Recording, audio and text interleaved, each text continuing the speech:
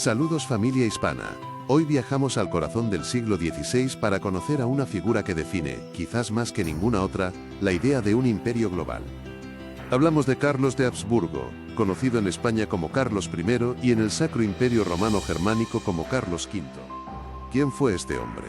Su lema lo dice todo, plus ultra, que significa más allá. De su madre, Juana, hija de los reyes católicos, heredó las coronas de Castilla, con las vastas, recién descubiertas Indias, y Aragón, que incluía Nápoles, Sicilia y Cerdeña.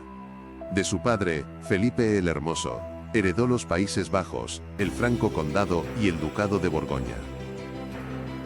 De su abuelo paterno, Maximiliano de Austria, heredó las tierras de los Habsburgo, Austria, y el derecho a ser elegido emperador del Sacro Imperio Romano Germánico, lo cual consiguió en 1519.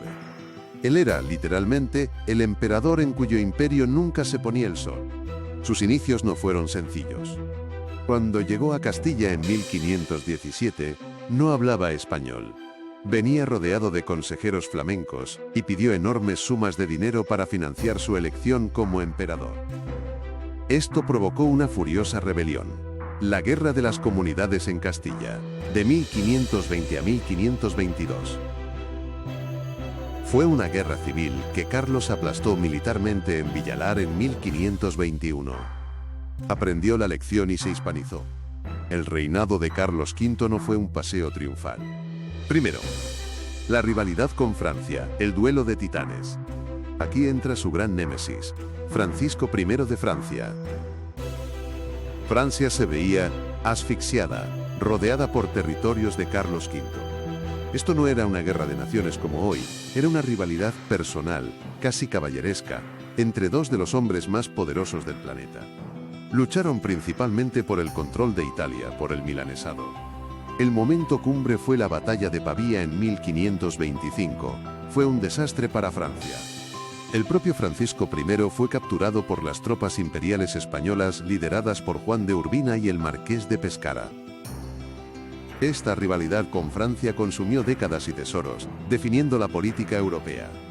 Segundo, la amenaza otomana, el escudo de Europa.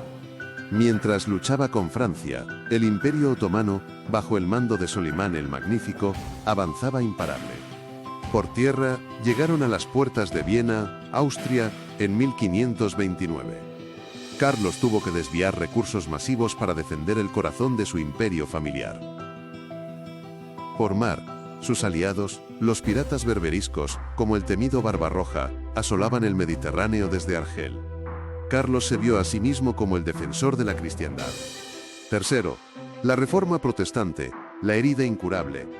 Y por si fuera poco, en el corazón de su imperio germánico, un monje llamado Martín Lutero, en 1517, había iniciado un terremoto religioso. Carlos V soñaba con la Universitas Cristiana, una Europa unida bajo un solo emperador y una sola fe. La Reforma protestante destrozó ese sueño. Intentó detenerla, luchó contra los príncipes protestantes, pero finalmente tuvo que aceptar la división religiosa con la Paz de Augsburgo en 1555. Este fue, probablemente, su mayor fracaso personal.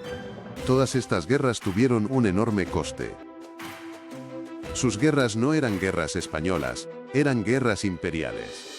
Pero el oro y la plata de América y los impuestos de Castilla fueron la principal fuente de financiación. Dejó a Castilla exhausta y endeudada para mantener su sueño europeo. Y aquí llegamos al punto clave para nuestra comunidad. El punto que la leyenda negra, a menudo impulsada por sus rivales ingleses, franceses y holandeses, ha usado para atacar. ¿Respetó a los indígenas? Bajo su reinado, Hernán Cortés conquistó el Imperio Azteca en 1521 y Francisco Pizarro conquistó el Imperio Inca en 1533. Las noticias que llegaban a España eran contradictorias. Hazañas increíbles.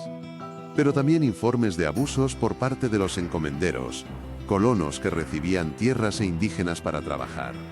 Figuras como Fray Bartolomé de las Casas llegaron a la corte y denunciaron estas atrocidades. Y aquí debemos hacer un apunte crucial. Está totalmente contrastado que Las Casas, en su afán de denuncia, exageró las cifras hasta niveles inverosímiles. Fue un polemista, no un demógrafo. Su objetivo era sacudir conciencias. Esta obra, nacida de una preocupación moral real, tuvo una doble consecuencia. Por un lado, fue usada como propaganda por los enemigos del imperio, siendo la semilla de la leyenda negra. Cuando las potencias rivales de España, Inglaterra, Holanda y Francia lo encontraron, vieron en él un arma de propaganda perfecta. Lo tradujeron rápidamente, le añadieron grabados espeluznantes y lo distribuyeron por toda Europa. Así, un texto que buscaba la justicia interna de España se convirtió en la piedra angular de la leyenda negra. La propaganda antiespañola que presentaba a los españoles como inherentemente crueles y sádicos, algo que los rivales de España usaron para justificar sus propias conquistas y ataques. Pero, paradójicamente, también fue la que llevó a la corona a crear las leyes más protectoras de su tiempo. ¿Qué hizo Carlos V? Hizo algo sin precedentes en la historia de ningún imperio, ni antes ni después. Detuvo la conquista y se preguntó: ¿es esto moral? ¿Es justo? Primero, alarmado por los informes, Carlos V promulgó las Leyes Nuevas de Barcelona, 1542. Prohibían la esclavitud de los indígenas bajo cualquier pretexto, incluso de guerra. Declaraba a los indígenas como vasallos libres de la corona de Castilla, no súbditos de segunda, sino vasallos directos del rey, como un español. Buscaban eliminar el sistema de encomiendas, la fuente de los abusos. Creaba las audiencias para protegerlos legalmente. Segundo, la controversia de Valladolid de 1550. No contento con eso, convocó un debate para discutir la legitimidad de la conquista. Enfrentó las dos posturas. Bartolomé de las Casas, defendiendo la humanidad plena y los derechos de los indígenas. Por otro, Juan Ginés de Sepúlveda, defendiendo el derecho a la conquista por la superioridad cultural. ¿Se aplicaron perfectamente las leyes nuevas? No, seamos honestos. Hubo abusos, sí. La distancia era colosal, meses en barco, y no existía ni el teléfono ni internet. Cuando las leyes llegaron a Perú, los encomenderos se rebelaron y asesinaron al virrey. Carlos V tuvo que ceder en algunos puntos para evitar una guerra civil total en el Nuevo Mundo. Pero el hecho es este. Mientras otros imperios en ese siglo y en los siglos venideros explotaban sin cuestionamiento, el Imperio Español, bajo Carlos V, fue el único que se detuvo, que debatió sobre si era ética la conquista y que creó leyes para protegerlos.